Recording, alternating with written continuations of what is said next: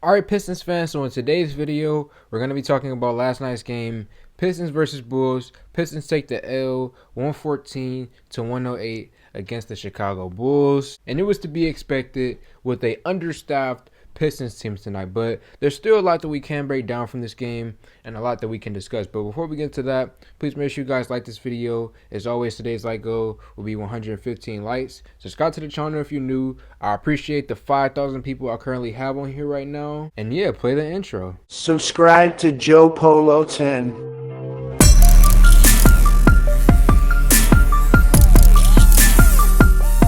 Joe Dumars is the MVP.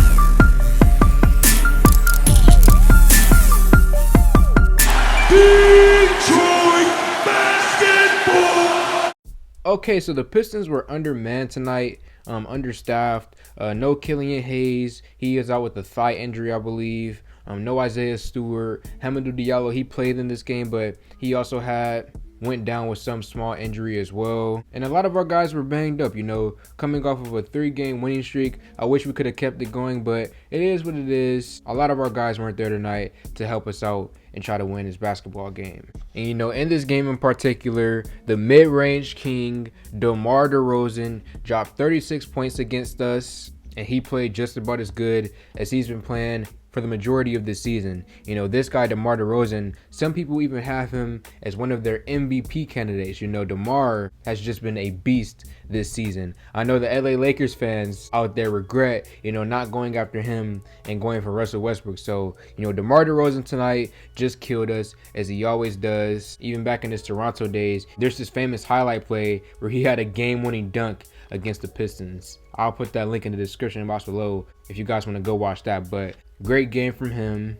And then also, the supporting cast with Levine, Kobe White, Dosunmu, just that entire Chicago Bulls team, they are really good. Okay, it is a reason why they have 40 wins right now at this point in the season. But I will say this for the Pistons, I'm glad that we at least stayed competitive tonight, okay? If this was about 20-30 games ago, the Pistons would have lost by like 30 points tonight if this was our team from like 3-4 months ago. But thankfully, post All-Star break, this team is competing, we're playing hard, and now going up against a team like the Chicago Bulls, one of the best teams in the NBA, we are still within 10 points with the box score. So I'm glad that even though we have this loss, we can see the improvement and see that we're at least competing now. And then I spoke on the injuries earlier, but because all of our guys were out, we did get to see a few players that we don't typically get to see too much of. Isaiah Livers and Saban Lee in particular, those guys got some run tonight. And Livers, he didn't do too much particularly on the offensive side of the court, but it is good to see the young man get in the NBA. Want to see him get some more action in the future. And then Saban Lee tonight, he had a pretty solid game as well. Came in, got a quick 10 points in the night. And then you had Cade Cunningham, Rookie of the Year Cade Cunningham, continuing to play at an extremely high level.